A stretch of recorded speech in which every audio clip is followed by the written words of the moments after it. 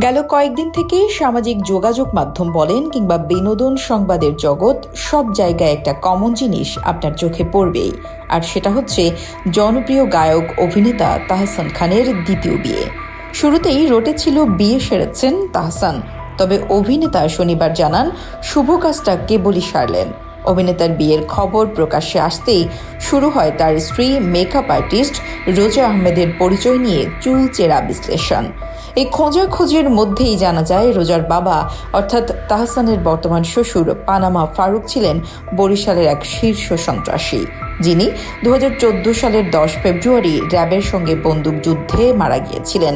তবে এ ব্যাপারে এখনও সন্দেহ রয়েছে। এদিকে তাহসানের শ্বশুরের পরিচয়ের রেশ কাটতে না কাটতেই এবার প্রকাশ্যে এসেছে নতুন তথ্য।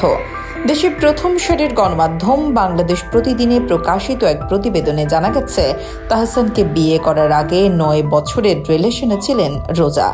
সাংবাদিকের সাথে ফোনে রোজার প্রাক্তন প্রেমিক জানিয়েছেন, ছোটবেলা থেকেই রোজার সাথে বন্ধুত্ব ছিল সেই ব্যক্তির। দীর্ঘ 9 বছর ধরে সম্পর্কে ছিলেন তারা। এমনকি তাহসান পত্নীর সাথে লিভ টুগেদার ছিলেন বলেও দাবি করেছেন এই কথিত প্রেমিক।